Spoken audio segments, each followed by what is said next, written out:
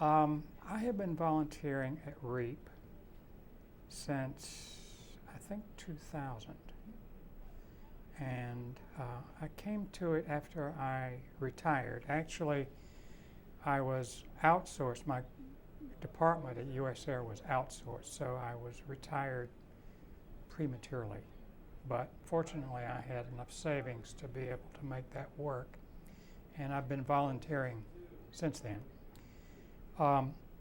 About 15 years ago, I think it was, I was here at the Arlington Fair and wandering around as I like to do and talking with people, and I ran into Enam, who was the director of REAP before Suzanne Grant.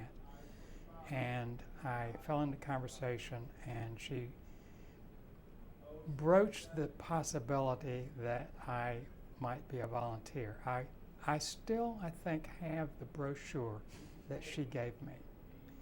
But I put it off because, well, I was not really sure about talking with people from other countries where the conversation might be difficult, and I might have a hard time understanding them. They would have a hard time understanding me.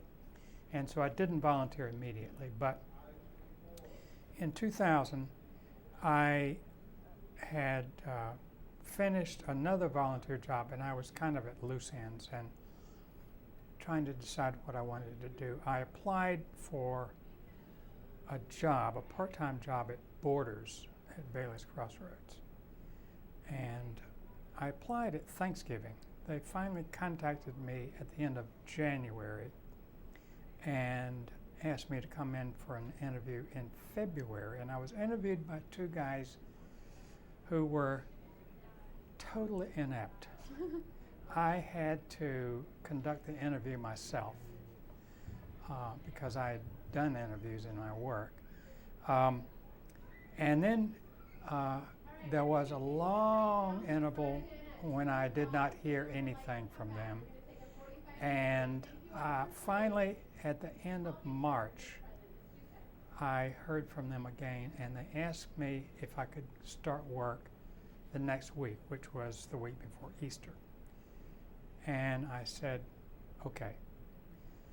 And as I was hanging up the phone, I thought, oh, I don't really want to do this. And so I called them back immediately, told them that I would not be coming in, thanks, but no thanks. And then I called REAP, and I told them, I'm ready to volunteer. What can I do? And the volunteer coordinator was a woman named Jane Roy. Jane Roy said, well, we just happen to be having an orientation session tonight. Wonderful, I will come. But then after I hung up, I was so afraid that she might have not written my name correctly or something like that, and I jumped in the car and drove over to REAP and signed up in person. And I went, and I thought it was fantastic. The next day, I called her up and I asked her, when can I start? She said, well, you know, you probably noticed last night I'm very pregnant, and I'm leaving on maternity next week, actually the end of this week. And I have given your name to my successor, who will be contacting you in June. And I said, oh no, you don't understand. I want to start now. So she said, well, okay, I will see what I can do. A couple of days later, she called, and she had found someone who was willing to take me on. So I went in with great excitement, and I started working with a teacher named Christine. Christine was wonderful, except that she had already kind of established her routine with the students, and I was not part of it. And so she gave me a piece of paper, and she said, here, you can just have people sign up. You can keep a list of the names of students, and you can go across the hall and have a conversation with them. Well, this was kind of the most scary thing at the time, but I thought, here I am, I will do what I can. So that's how it started. And it was, in some ways, for me, it was like being thrown off the deep end, because, you know, here I am sitting with another human being. I don't know them, they don't know me, I don't know their language, they don't know my language.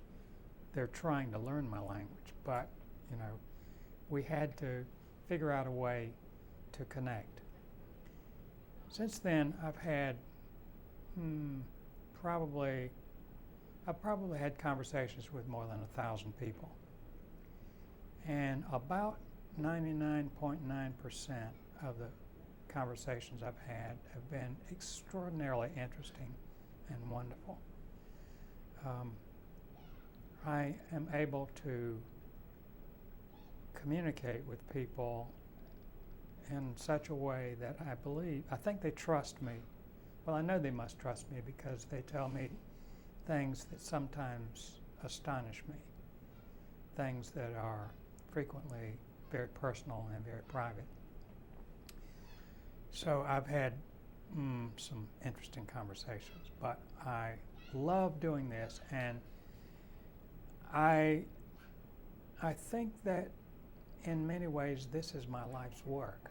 This is much better than anything I have ever done before.